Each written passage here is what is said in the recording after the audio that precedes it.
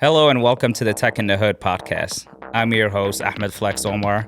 Tech in the Hood is a storytelling podcast that explores the past, present, and future of Chicago's cultural identity through conversations about community and technology. Each week, I reconnect with the friends and mentors who have shared this journey and spotlight new voices and innovators building the future of the Tech in the Hood.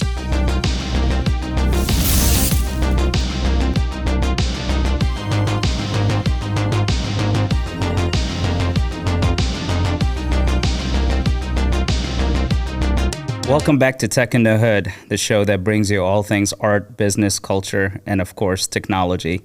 Today, I got my dear friend, Jenny Vyas in the studio. Hey, Jenny, how are you? Hi, Flex. I'm well. How are you? I'm glad that we have you on in season 2. Likewise. I've been watching your show, and I'm so stoked to be here. Thank you for having me. Thank you. So, tell us a little bit about yourself. I am an artist by trade and a muralist, accidental muralist. We can talk about it at some point during this episode. Sure.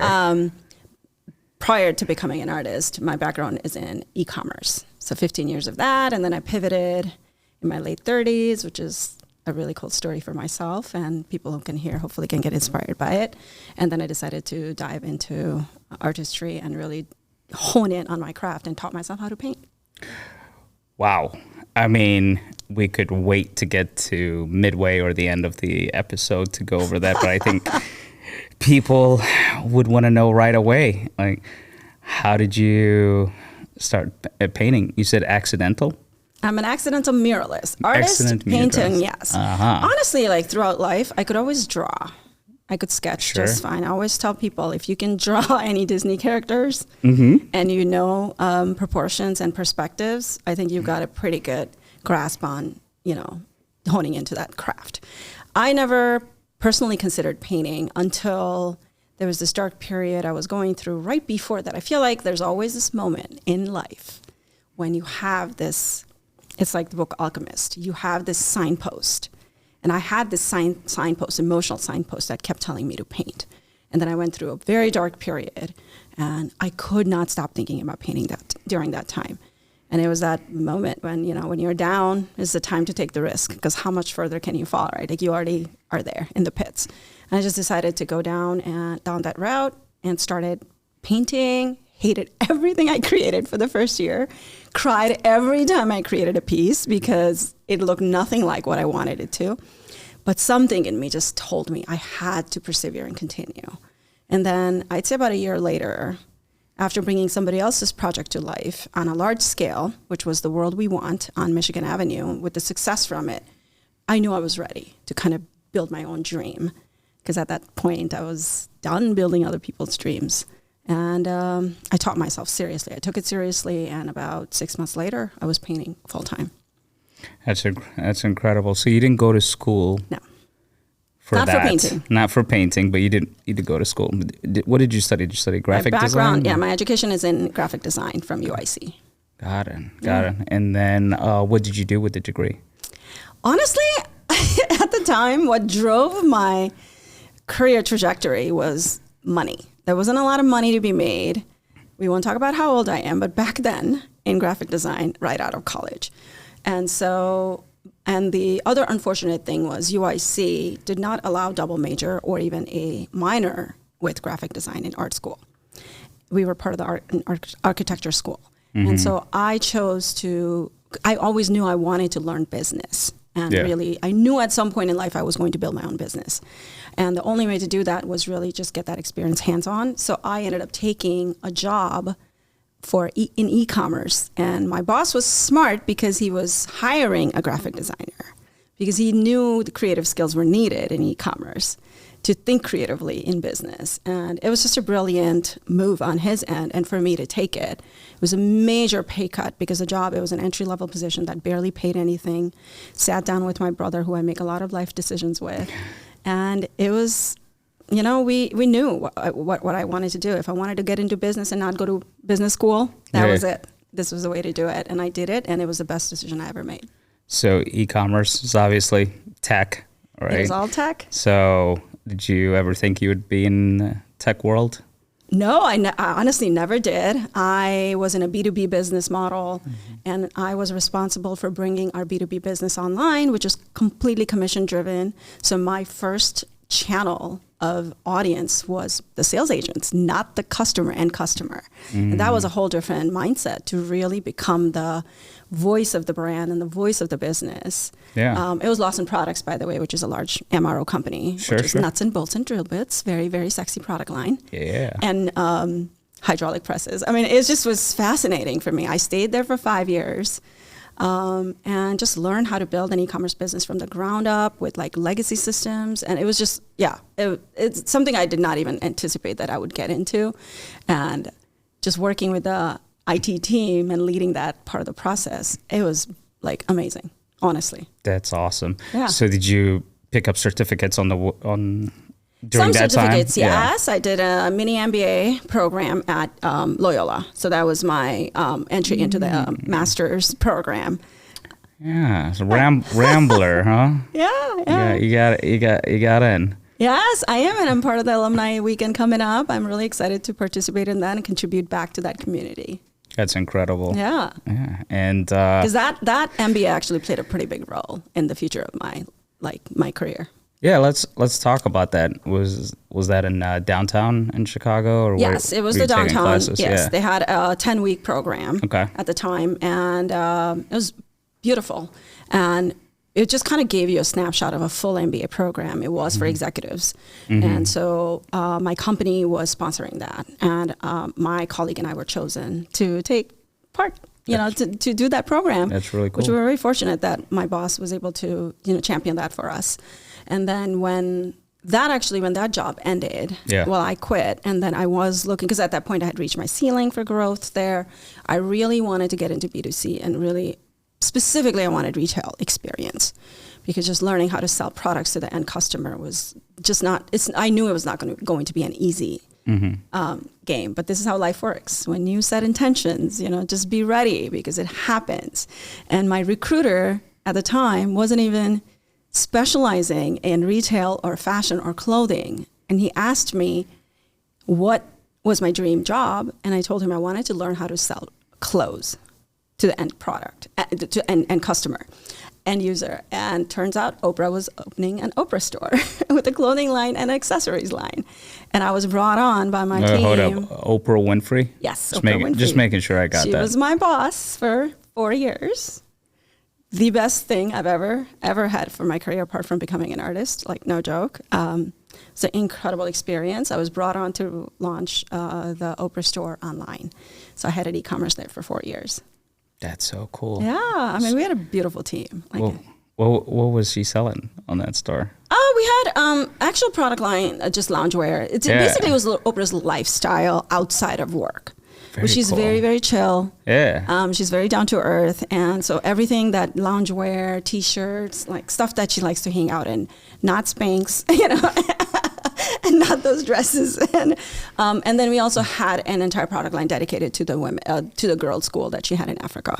That's so awesome. And then we had an Oprah's Closet, gently worn items by Oprah. Oh, okay. Yeah. So it's obviously e-commerce. We're getting customers from other countries, or was it mainly? It was mainly here. US? Believe it or not, the direct audience was her fan base. However, because we were the Oprah store and so many people sell such bootleg product line around her name, I had the hardest time proving that we were authentically owned by Oprah. We had such a hard time. That's really cool. It was amazing, yeah. I mean, I got to present to her at my very first opportunity. So tell us, what was it like the first time meeting her? Oh my God, she's larger than life, honestly. She walks in, you can feel, it's palpable. And I walked in, not so much a fan of the show, which was actually a really wonderful place to walk in, because I walked in with no biases. And then I left a massive fan of her work ethic, of her spirit to give back. I mean, there's just, it was lovely to work with her. She's the boss. She knows what she's doing. And as a woman who was aspiring to be an entrepreneur, I don't think I could have been more inspired by someone on that level. She's very generous. That's awesome. What a great story, and what a great journey. I have like one of my favorite photos with her where she's grabbed me in a group photo and she's pulled me and she's like, Jenny, come here. It was like one of my favorite moments. Oh, we might have to add that to one of our social media reels. Yeah. I'll send you the photo. I still have it. It's framed. That's awesome. That's awesome. So the artist, and you are still calling out, right? Yeah. And you made that transition, you said, after, a heartbreak.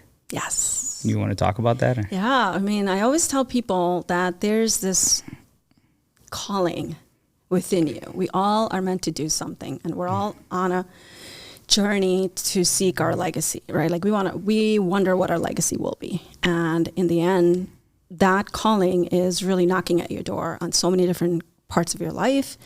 I believe it was Steve Jobs who said the dots connect backwards in life. Sure. So if you think about all the decisions that you made in life, this calling will come knocking at your door at multiple different signposts in life. And for me, the through line throughout my life story in my career was there was some component that I wanted to bring to life through storytelling. And for me, even becoming an artist I didn't want to just paint. I wanted to tell stories. And the imagination and the storytelling part of it is such a huge part of my work. Yes, it came from a dark period, which is honestly like the summarized version of it at this point, which is wonderful. But it did come from heartbreak. And during that period in grief, when I was healing my heart from this major heartbreak that was unexpected for me, and I kind of dove deep into regression therapy about understanding the patterns I had repeated to end up there, because this was not new. When your heart breaks on that level where you feel your world is coming apart, completely you come undone, that moment kind of reminds you that, hey, I've been here before on a smaller scale maybe, but I can either fall apart completely right now and really understand what led me here, or continue and not heal 100% and move on and repeat that pattern. I was done rinse and repeating at that point. And and all I could think about was painting. I really, it was in my bones. Like I could just feel it. It was in my soul. That is really inspiring. Thank you. Yeah. And then so you said you hated your initial artwork? Oh my God, it was terrible. I think I still have some of the pieces. What were you painting? Oh my God, the very first piece was this liminal dream that I have. It's a recurring dream. Every time I go through a transition, I have this, which I still haven't painted, by the way. Sure. I don't know how to swim, just like most Indians. Is that a stereotype? I think most Indians don't know how to swim unless you grew up in America. I grew up in India. Okay. Not that it's not the lack of my dad trying. My dad tried. I just did not want to do it because not an interest. Yeah, it was no. I just didn't want to put on a bathing suit because I was so skinny and my girlfriends were very, endowed. Literally, that's the reason. I can't even sugarcoat this reason. But I didn't learn how to swim, and I have this recurring dream every time I go through a transition that I'm drowning, and I teach myself how to swim in the dream because I can lucid dream. And in the dream, I teach myself how to swim, I surface, and I wanted to capture that in my very first painting. Think about it. Like, I don't know how to paint, and I'm thinking about this very deep storytelling piece. And it was horrible. It was horrible. I just sat there and stared at it. I'm like, what is this? My anatomy was off. It was terrible. Even my sister, my cousin who was with me, we were on vacation in Cayman Islands, and she just laughed. We still laugh about it. She's like, do you remember that piece? But I did it. I did it for about 30 days. And the braver thing was sharing it on Instagram because, hey, everybody was doing it. Sure. This was in 2012 or 2013, I believe. And then I decided to step back and really just paint in silence, paint in solitude, and teach myself without the pressure of sharing with the world or the, what's the word I'm looking for? Or the need for accolades or appreciation from an audience, which clearly my work wasn't ready for. And that, I think, was the best thing I could have done for myself. No, absolutely. And as a new creator.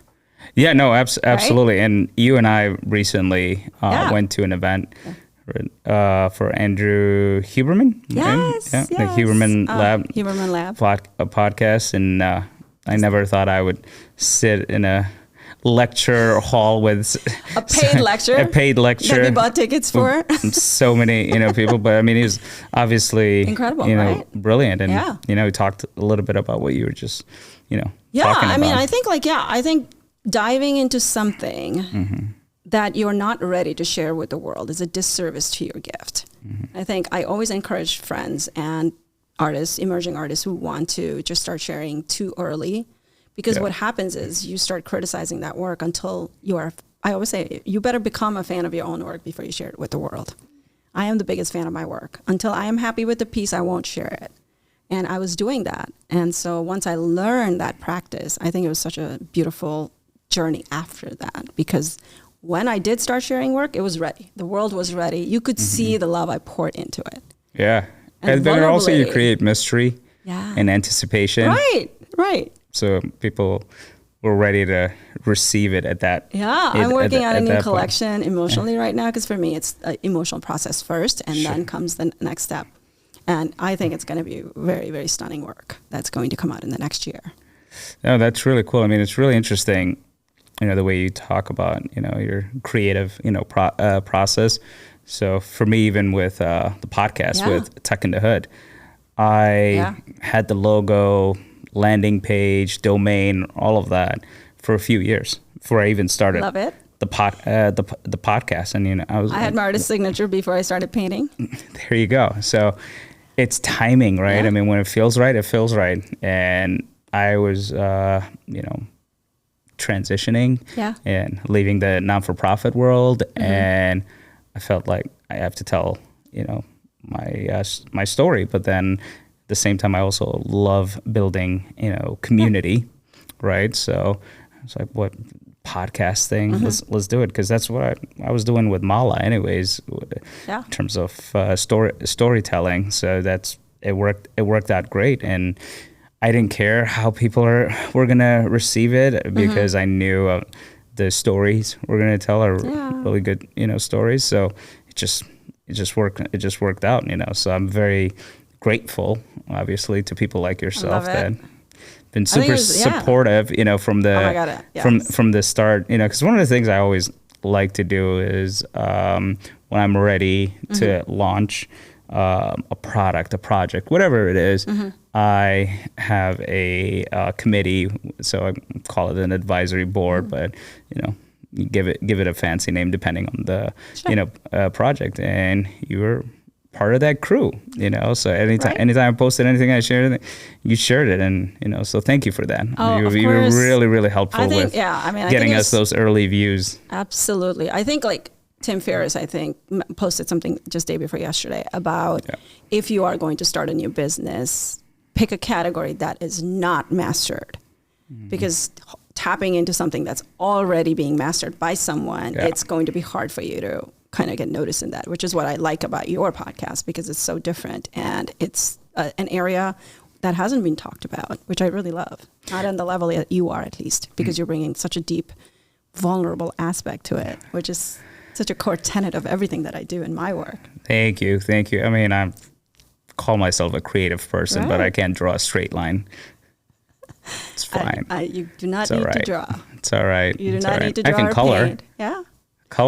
Coloring has been very therapeutic. I think creativity is on so many levels. I want to write a book one day, right? I think that's creative. Writers are creative. Right. Poets are creative. Dancers are creative. So whenever I talk about any little bit of a writer in me that comes out once in a while in my posts, in my musings, I call them Zen musings. And in there I talk about, when I say creators, I always mention all types of creators. It's not just artists, because otherwise we wouldn't even exist as humans, right? We're storytellers. For sure. No, I think that's a brilliant way to look at it. And for me, I'm really good at helping people discover their gifts. You. Absolutely love that about you. So thank you for that. Yeah, thank you. I mean, it's always inspiring when you see someone reach their full potential. It doesn't always work out, and sometimes people are not ready to receive the information and the messages, but at times, people come back to my life years later and they say thank you. Right. So that's the toughest. That's the toughest, part. And so actually one of the reasons why I started my non-for-profit NGO, I just felt like we were getting more and more divided as a society. I know. And especially in America. And personally, being a survivor of genocide and civil war, I've seen this play out, before. Yeah. And I was like, I got to do my part, so, and storytelling just made so much sense. And a lot of the inspiration came from Humans of New York. It was so simple. Which I love, yeah. It was so simple. Such a beautiful. It was just an image and a short piece on Facebook. He got fired and then started that. That's interesting. Yeah. That's he got interesting. fired and he said, that's it. I don't want to look for a job anymore. I'm just going to try to, heed this calling. Yeah. And I don't know if everybody's given fired at least once in life. I have.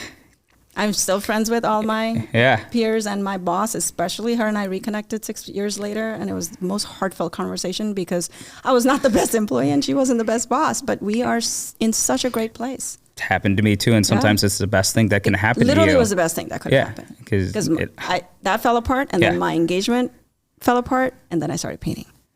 If those two things had not happened, I really don't know if I would have painted. It's almost like a cosmic force. Yeah. Yeah. But I think that's what I truly believe. I'm such a spiritual person when it comes to your calling.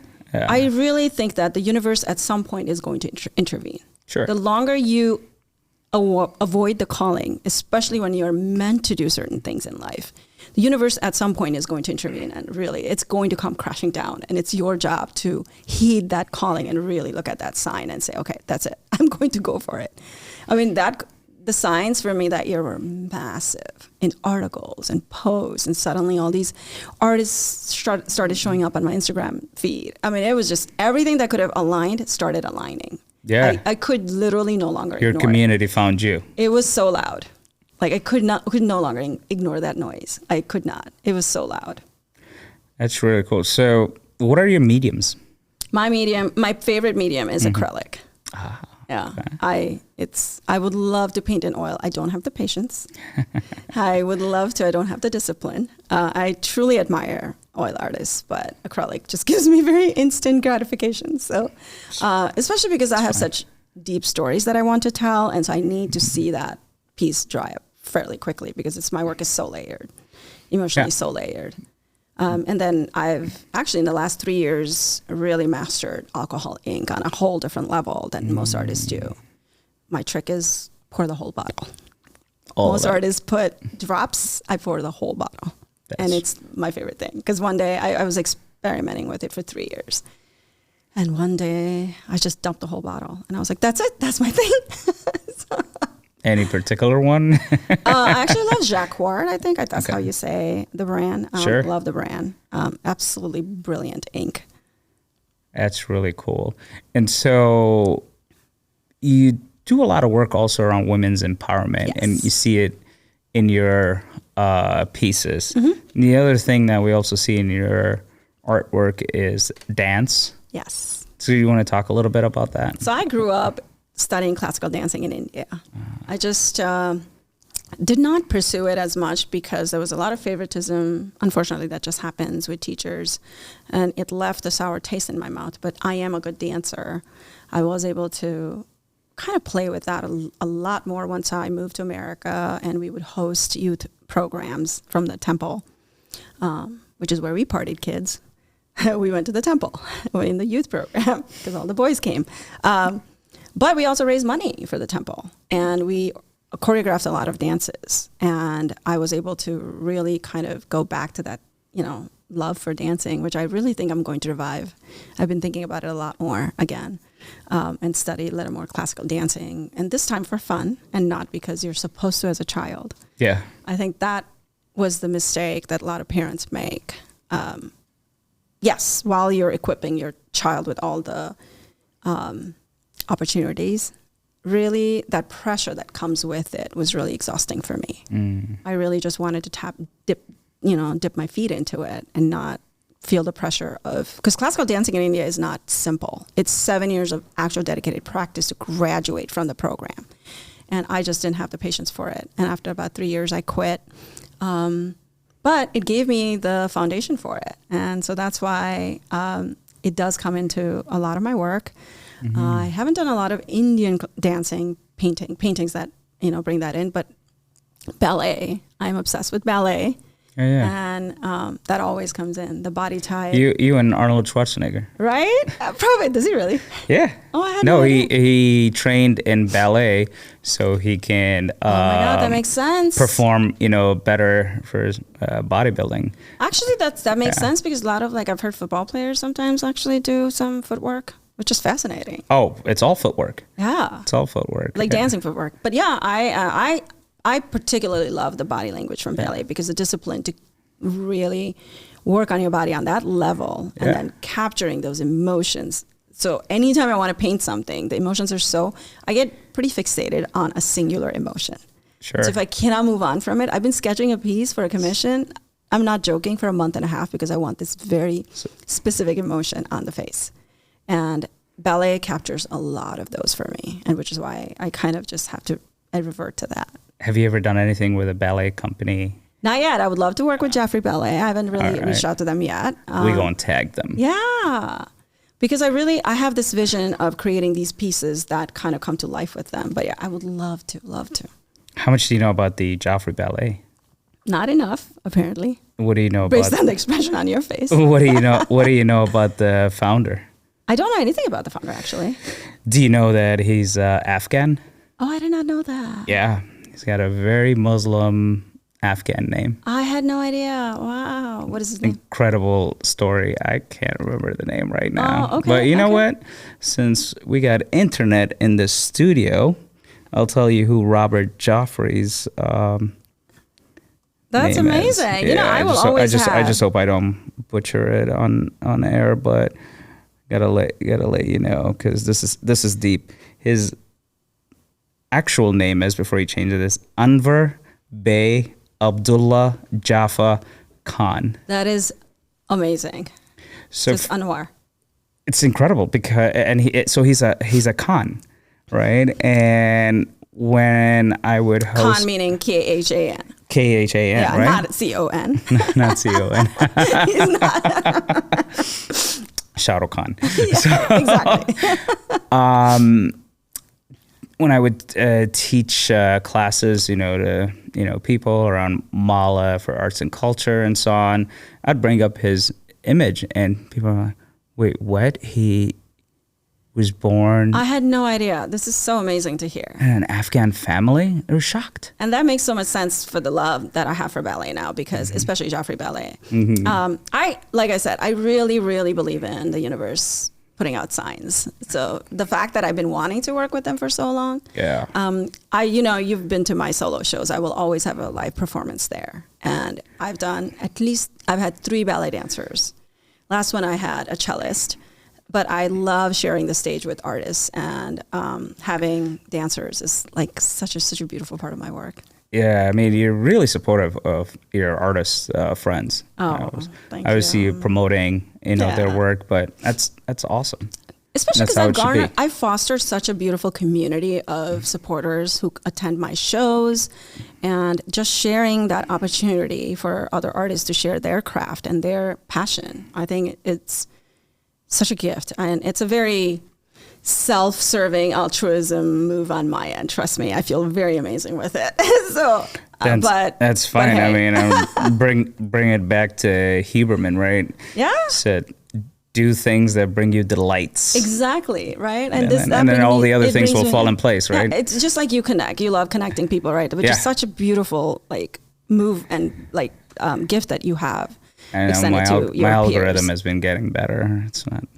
I know. I don't always get it right. I don't always get it right. But I'm excited to ride those coattails. Yeah. maybe I'll attach a 1 sheet in the introduction. I know. We should have a press release just for that. Exactly. Terms and conditions. Those are so much fun to write. But now that we're venturing into terms and conditions, we might as well talk about AI. Yeah. Oh my God. What are your feelings? Honestly, I do not like it when people are actually selling AI as art, because as an artist, I absolutely love the love and the labor that goes into a painting. However, I can see value in it for the first time as a person who likes to sketch my work out ahead of time. And I have such a hard time conceptualizing some pieces that unless I did an actual photo shoot for the whole thing, which also means that I would need to storyboard the whole painting ahead of time, which I don't like to do. I like to leave at least 75% of the piece to come to life on its own. So that initial emotion, it's so hard for me to capture unless I have a live model. Yeah. So AI, I can see myself using AI moving forward just to attempt to kind of test it out. So far, my attempts have been very, very I think that's brilliant for storyboarding. Yeah, for storyboarding, I can see a lot of value. I do storyboarding, and actually, it's funny. The reason why I started doing that is in one of my classes at Northwestern, at the School of Engineering, we started learning about design, thinking and building human-centered, organizations. So you're building a product for an end user, for a human being. You do the storyboarding. Yeah. How the interaction would be and so on. And I can't draw. Yeah. So for me, it was challenging. But now, with AI, you can use that. So I'm going to start playing with it because great art, in my opinion, needs to be storyboarded first because I don't think artists don't realize. Emerging artists, that would be my piece of advice to them too. Work on your story before you start painting. Have some kind of a concept in mind. Because trust me, that first year that I painted without concepts was very, very painful.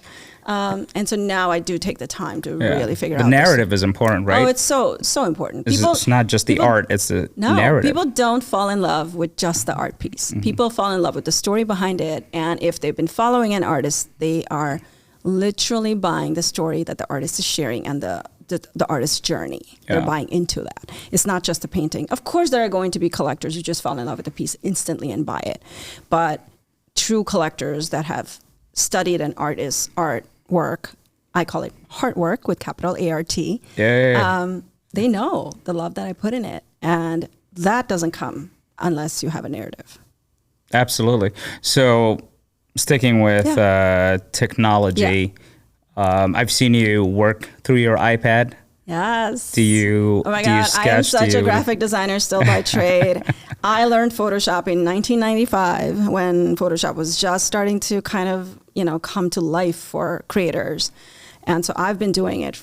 I still, to this date, all of my concepts come through Procreate. Very little through Procreate, mostly through Photoshop. So did I. I had the bootleg, so right? Adobe, don't sue me. I did it, I literally, in community college, we had computers that had it, which was such a great thing. And then I went to UIC, and at the time, we had to reserve the computers because, we couldn't afford MacBooks. That was a different time. Not that you can afford MacBooks today, but, you just make money for it. You just make it happen. They're expensive, but... They're so expensive, but they're worth it, right? Yeah, I love Apple products. It's my favorite. My MacBook is my prized possession. Yeah, Apple products are dope, except I'm only recently an iPhone guy. And when I started my tech company, I was like, I need to get into the mind of an iPhone user. I know you guys ruined my chat messages with your green bubbles. The amount of jokes that I would get from people about using an Android phone. I mean, I thought I was a foreigner. Twice. This is true. I have an Android phone and I'm a U.S. citizen now. But it's funny is I had those Samsung phones. And those Samsung phones at the time were the Note, and it was the Note 2. Yeah. So at that time, there was not even any big phone. So when people would see my phone, they were like, "Oh, hey, you got your TV with you today?" Now it's just so big. Now it's like, so the bigger the phone, but the here's better. the thing: when Apple introduced their big phone, people didn't blink twice, like it was as if it was all right. Oh, 100%. And those jokes went. So I was like, I got to get into the mind of that. It's a cult. It's a church. It's a church. It's a this church. Is true. It's a church. Steve. I do love, but I will say it's so seamless. The UI for me is so simple. I think that's key. Yeah. And it's so intuitive. I love that, part. And they put a lot of thought, right, into that. Like how do we simplify things and how to, And as a designer, for me, because I consider myself a designer as well, which is what always in my bio, it's designer, artist, designer. Yeah. Muralist, and then Scorpio. But the designer part of me, like, I love that everything syncs in one place for me. I need that. So when you say designer, have you messed around with fashion design? A little bit. All right. That is my big... But it's interesting, too, because also your artwork has a lot of fashion dimensions. And I mean, if you follow my Instagram stories, I'm always sharing fashion shows.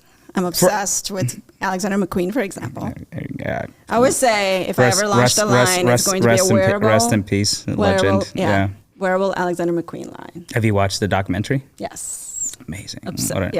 What an incredible, mind. So tell your story. Growing up in Abu Dhabi, in United Arab Emirates, I would always go shopping with my mom and aunts and so you'd go to the old, markets, which are called the souk. And in there you would go and purchase the fabric and literally pick out, what you want. And it was fabric from all over the world, Uh-huh. And then you take it to a tailor and they'll customize it and design it, for you however, you want it. And it was not that,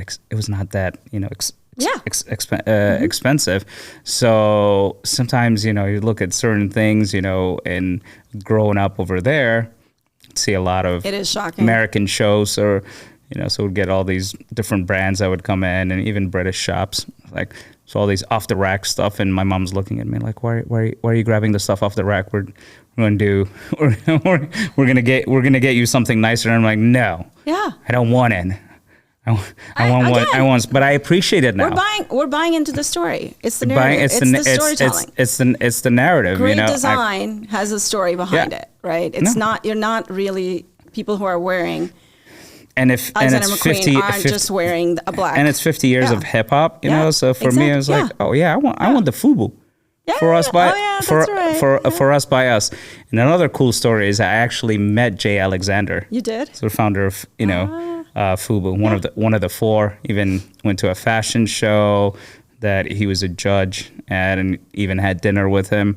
Incredible, it's brilliant mind. Do you know who was their first investor? Who? Samsung. Were they really? Going back to them Androids. Wow. Hey, my brother is a diehard Samsung fan. He's a developer though, so it's a whole different. So I will say in that tech space, Samsung and Google do not beat. For sure. So because Samsung, you got open source, right? Yeah. And you have that entire open source community that's adding. Yeah. Right. With Apple, it's a closed network with iOS.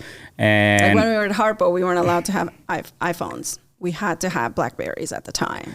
Oh, Blackberries! I miss the Blackberries so much. Have you seen the recent Blackberry phone? No. Does it have the keyboard? I do not want the digital keyboard. It's a story of how Blackberry started. We gotta have all right, this is what we're gonna do. Okay. We're gonna have a Tech in the Hood movie night. I love this. And we're gonna show the Blackberry. That sounds great. Phone. That sounds great. Perfect. That sounds great. I do miss the Blackberry so much. So I went from Blackberry to Android. I didn't go to the iPhone. I did too. I didn't go into iPhones because it was. The price was exorbitant at the time. It just didn't make sense. Yeah. I wasn't an artist yet. I wasn't in the design space yet. I always had a Blackberry from work, and so my work phone was Samsung at the time. And I just hate carrying multiple phones. I don't know how people do it. I just don't know how people do it. So if I had a work phone, that was my main phone. No, I hear you. So I was in visiting Stanford because I was thinking of getting my MBA at some point.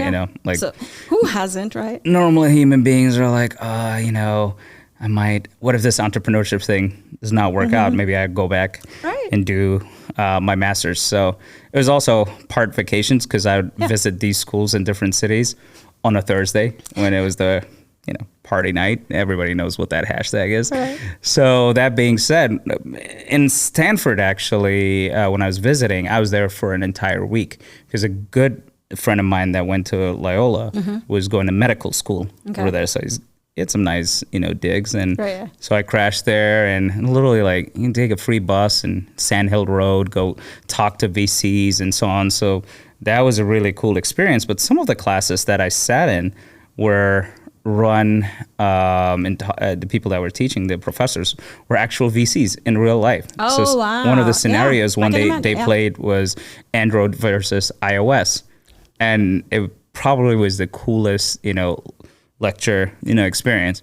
I did not end up going to Stanford. Right. Because when I was there, I found out about these two professors that founded an e-learning platform, which is really big right now, called Coursera. Oh, yeah. And they had one class, and they were testing it out on Stanford students, and it was called Startup Engineering.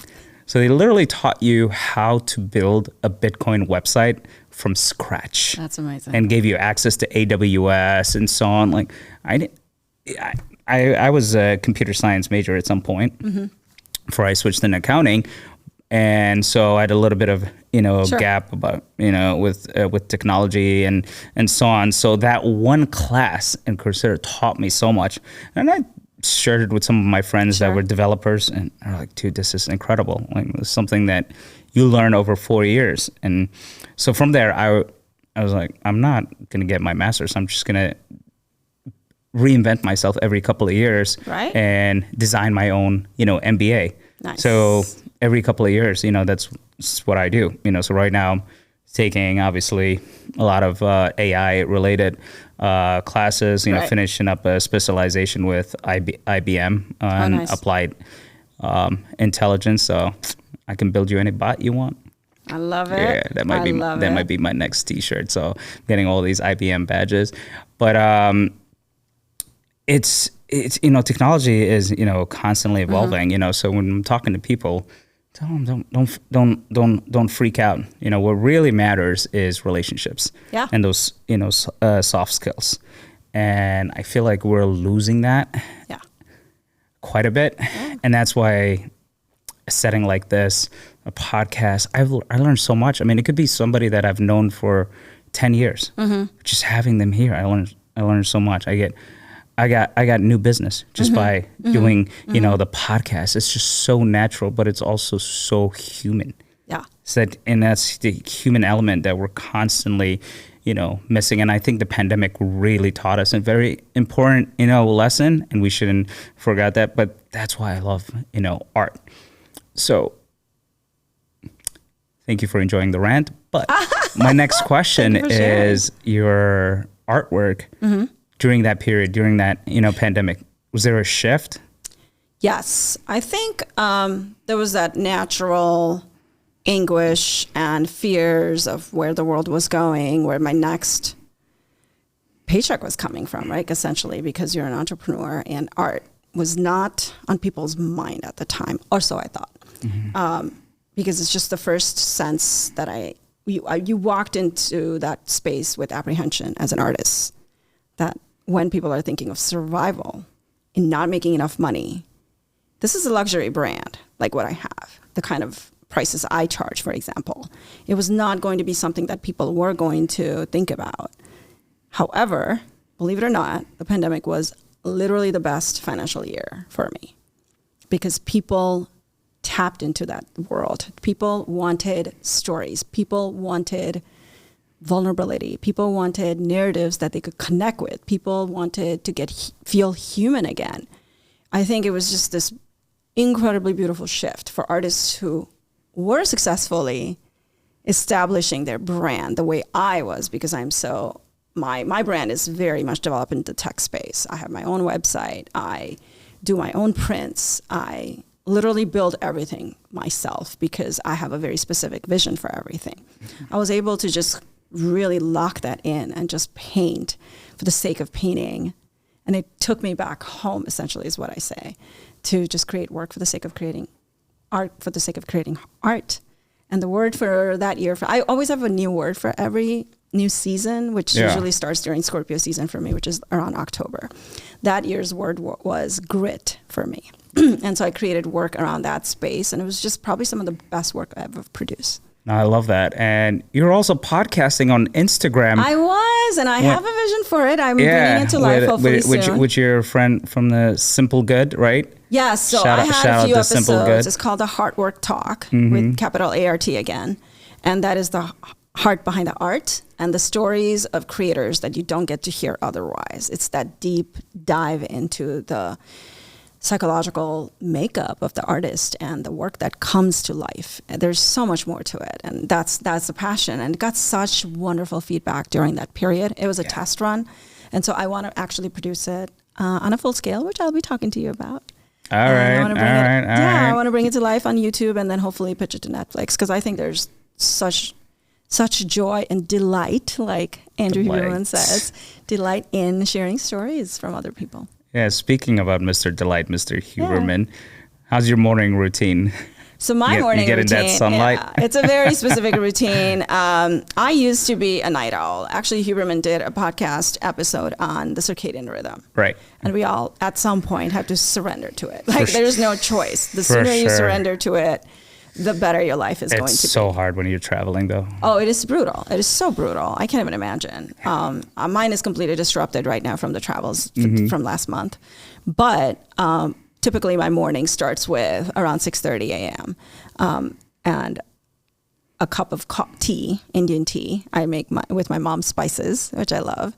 And then I need the first hour to be quiet. I don't like to talk to people. I don't like to have my phone on. I either start with a book or a podcast that I love. I think Huberman talks about it too, and I could relate to that, where learning gives me so much joy, so much like excitement. I have to start my mornings with learning something new. And so I will find something that I listen to, including your podcast, believe it or not. You don't believe me that I listen to it. I do. That's awesome. You know what? That's the best plug. Right. No, I'm serious, because I like that morning hour to be mine, and that is my own hour. Summertimes it's on my balcony with the sunlight on me in a bikini, or and get tan, and I listen to that. Or your place has got a great view. Right. And it's very quiet, which I love. Yeah, it's very serene, but it also the interior decorating too. Oh, thank you. Yeah. It's very boho. A lot of plants, you know, so. It's very feng shui. It's very zen is what I call it. And that's how I start my day. I don't like points of resistance is my thing. I don't. Points of resistance in my mornings, I have to eliminate those. For sure. No, I could totally relate to that. And my best days is when I just start off with a couple of TED Talks. Right. Yeah, I listened to Elizabeth Gilbert's TED Talk this morning. There you go. Yeah. So it's just that mindset. This is probably the 10th time I've heard it, but yes. That mindset. You know what's funny is I actually wrote a piece. It's on Medium about my morning I love that. Routine. So I'm not going to go deep into it right now, but I'm going to tag it.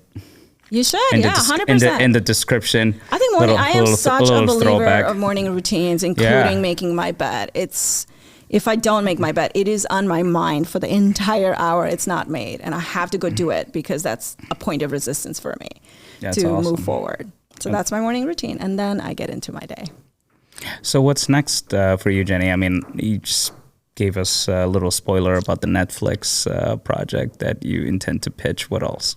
Honestly, so my last show that I created, I always say there are 2 stages. Actually, I realized this year. I have 2 stages to every show, the body of work that I create. The first stage is how I feel, and I try to capture that on the canvas. The second part of it, where the magic happens, is what the piece feels and what it wants to, what story it wants to unfold on its own. I never got to do that for the last show because it was rushed on my end. I ran out of time. And so I actually pulled the entire series from sales because I wasn't happy with it within a week after the show. And so I'm going to rework that body of work. Is going to be the first time I'm going to re-release a body, and I'm going to call it Reworked. It was Breathe, the show, and it's going to, so that's one part. The second is just the second body of work that I want to create. It's called Reset. Because I've gone through a major life transition, and we talked about the darker period, and dark periods while I'm going through it, I can't really work on any creative pieces. Yeah. Like I cannot, the purging happens for me afterwards until I've grieved a loss. And for me, reflecting upon it as a third person is such a beautiful thing. And so Reset is all about that, this major transition that I just went through. And I think that's why a lot of people respond to your art, because it's therapy. Oh, thank you. You know, for folks. And I also don't want to forget, you do a lot of charitable work and you donate, you know, all the time. All the time. And, you know, tell us a little bit about that and why is that important for you as the person, but also why is that important for you as the artist? I think art is here to heal. And for me, if I'm not able to, because not everyone can afford art in general, not at the prices I charge also. I want it to be accessible, and I want it to be accessible for people who really want to connect with the stories. And what better way to do that than to support the charities I so admire and love. And while I cannot do physical work with them, this was one of my first entry points into, you know, contributing and giving back. And really, and most of my work that you find with these charitable auctions, it's one of a kind. I really save those pieces for those charities, the prints that I sell on there and they are auctioned off. It's truly to allow that opportunity for collectors to grab something at an affordable price. That's incredible. And you're also donating couple of pieces to my cousin Mona's which I love so project, much. I love that. Yeah, makeup scholarship which I love. program love. in East Africa. So happy to support. So now you're gonna get fans in East Africa too. I actually have fans in like New Zealand. It's like wild. All these people who message me. You gotta travel. Brazil, I have a very huge fan base in Brazil. That's awesome. Yeah, because the flamenco mural went viral there. Yeah, for sure. I mean, especially dance, right? I mean, Brazilians. But I love flamenco. Like I wish I could flamenco dance. Maybe I'll learn that one. I literally I want to move to Spain to just learn. All right. So note to self, we got to get you a gig in Brazil. Yeah. Brazil. That would be amazing. Brazil. Yes, please. Yeah, I got you. So question, advice for young women that want to break into the world of art. It's not an easy world. It's still a man's world, believe it or not. The stats of women artists being successful are staggering. Like they're shocking how horrible they are. And so hopefully we can shift that paradigm a little bit as female artists more and more are coming out. Ladies, go paint murals. Get larger than life, because that space is not for men alone. I love painting murals. My dream is to paint a 200-foot mural on the side of a huge building, and I'm going to make it happen. It's just, don't say no to things that are ruled by men. The other thing is walk in with the conversation, owning it, have contracts in place, have connections in place, use your network, and reach out to artists who are successful, especially female artists, because I do that all the time. I grab coffee with artists all the time to really pick their brain. And not so much to steal their art or, it's really to build that camaraderie and that connection, because it's a lonely place to be an artist. But building that community of artists and like-minded female artists, you'll be surprised at how much they're willing to share and how they built their journey, how they built their career.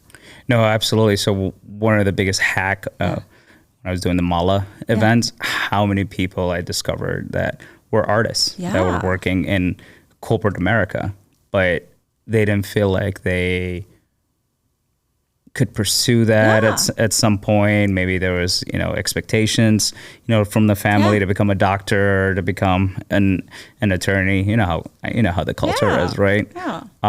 But those workshops, that I would do, people would say, "Oh, wow!" And a lot of the things that I love doing was open mic, nights. So when you do open mic, you can do anything. Any type of art, and you could just see how much it unlocks in people just through their eyes. Yeah.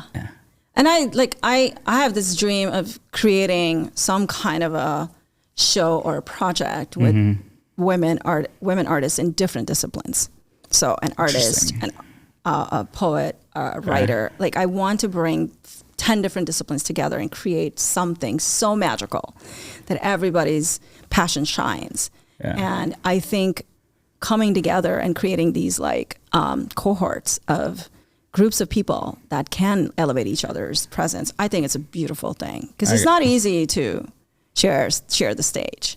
No, which is why, for me, inviting other artists at my solo shows is really this to always keep my ego in check, to not fly too close to the sun, is why I like to share the stage. And so that's my big dream, to start some kind of a collective. No, that's really cool. So, my advice for artists, always network with people that have nothing to do with what you do. I agree. And Sean Michael Warren also says, this the same thing. Yeah. And for me, even though I'm not necessarily an artist, but I do that. Because being in tech, if I get a client that's in healthcare and I have no friends in healthcare, or if I know nothing about, healthcare, I'm not going to be able to service, that, client. Agreed. So I think that's one thing, that I really push, artists, because you got to build a book of business through, and it only happens through relationships. It also keeps you sharp to really understand businesses from multiple different disciplines. Because for me, I'm a very left and right brain person. I need both fuel, which is why I still have my tech business on the side. I run my brother's gym I started as a favor. Busy. You're so busy. I am, but I also like it, because if I didn't do that, I think art would become just a job, which is not what I started doing it for. And so I want to constantly keep art as that delight in art, for example.